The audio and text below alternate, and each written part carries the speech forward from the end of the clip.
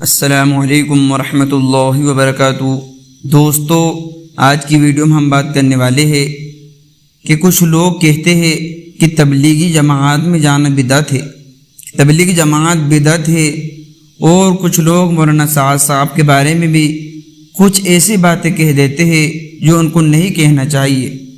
دوستو، آج کی ویڈیو میں ہم بات کرنے والے ہیں کہ تبلیغی جماعت کو بدعت کہنا کیسا ہے۔ دوستو، تبلیغی جماعت کو بدعت کہنا سراسر غلط ہے۔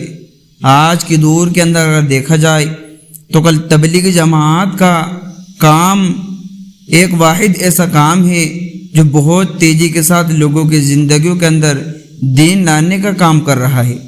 دوستو، آپ نے بہت ساری جگہ کی باہر ملکوں کی کارگزار بھی سنی ہوگی۔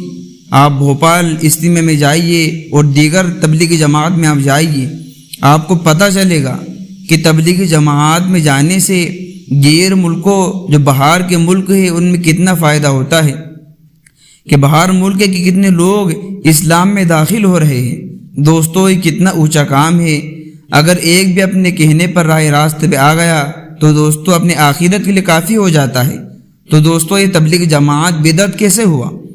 یہ تو لوگوں کی رہنمائی کے لیے کام کر رہا ہے، لوگوں کو اچھائی کی طرف بلانے کا کام کر رہا ہے، بلکہ امر بالمعروف اور نہی عن المنکر یہی ہے کہ تم اچھائی کا حکم کرو اور برائی سے روکو۔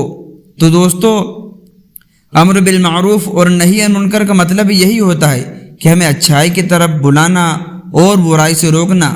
تو دوستو، اچھائی کی طرف بلانا اور برائی سے روکنا یہ بدعت کیسے ہو سکتا ہے؟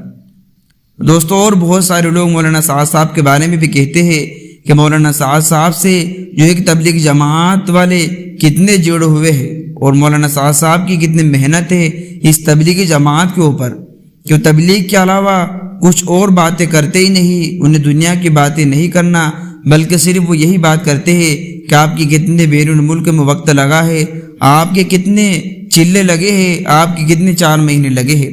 دوستو، ان کا مشن یہی ہے اور ہر وقت وہ اسی کی فکر میں لگے رہتے ہیں۔ تو دوستو، اس کام کو بدعت کہنا یا مولانا سعد صاحب کو غلط کہنا یہ بالکل غلط بات ہے۔ یہ افواہیں کرنا بند کر دے، بلکہ دین کے کاموں کے اندر لگ جائے۔ آج وقت ہے، ہمارے پاس موقع ہے۔ آج ہم اس دین کے کام کو کر لیں گے تو کل قیامت کے دن ہمارے لیے آسانیاں پیدا ہو جائیں گی۔ اگر ہم دین کے کاموں کے اندر ہی آڑ بن جائیں گے تو اللہ نہ کرے کل قیامت کے دن ہم سے پوچھ ہو جائے گی تو ہم کیا جواب دیں گے؟ تو دوستو، اس ویڈیو کو جتنا ہو سکے اب تمام لوگوں تک شیئر کر دیجئے۔ ملتے ہیں نیکسٹ ویڈیو میں۔ السلام علیکم۔